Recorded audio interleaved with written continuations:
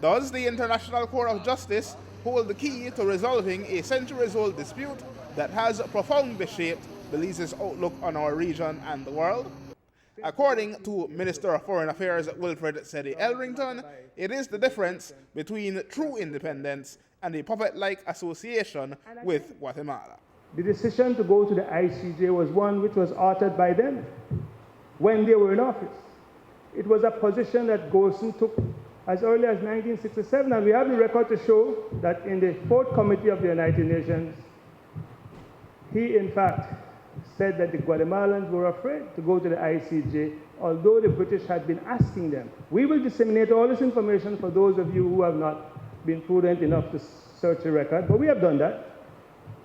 And you will see that as early as 1967, Philip Golson was saying ICJ is the way to go. And early as 1947-48, our National Assembly then was saying that the ICJ was the way to go. And of course, the British was always saying that ICJ is the way to go. But Friday's debate in the House of Representatives was focused on much narrower viewpoints. For the three opposition representatives in the South, Rodwell Ferguson of Stand Creek West, Mike Esbat of Toledo East, and Oscar Requena of Toledo West, the decision is intensely personal for them and their constituents. Going to the ICJ, Guatemala will come back with something. It may not be the entire South, but some portion of Toledo, or what the case may be. I'm just in, that is my belief. And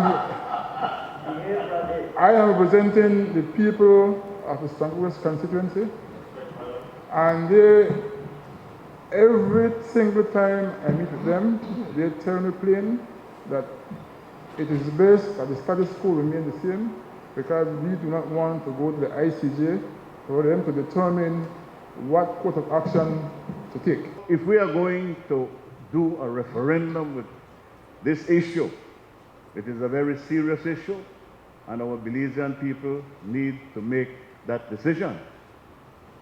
Somebody is squealing that, oh, even if we had the referendum, it would not be meaningful, and because you all have the majority on that side of the House, you will still say yes. You will still say yes. So we must respect the wishes of the Belizean people. And if it will not be meaningful, why spend all this money that we hear that they are going to spend in order to have a referendum? Madam Speaker, they should not get off the hook. They have had 8 years of being in government. 8 years of being in government. So don't come with any excuse that at the last minute you are now going to blame that we need to pass this first before we begin that education process. They have been speaking, in fact, the honorable member has been speaking about the education process for a long time. But it is all win-win. It is all breeze. It is all breeze. Because the truth of the matter is that as the representative of Toledo West, I have my colleagues from the South, honorable member from Stand Creek West, the honorable member from Toledo East, and in the first, from 2012 to 2016, we had the honorable member from Dandriga. We have never been invited. We have never participated in any discussion. We have never been involved. In the end, the Prime Minister reminded that apropos of Belizean law, Belize has no turning back if we accept. I am not sure where the notion comes from that the referendum with respect to going to the ICJ would, if it takes place when this government is in office, not be considered binding.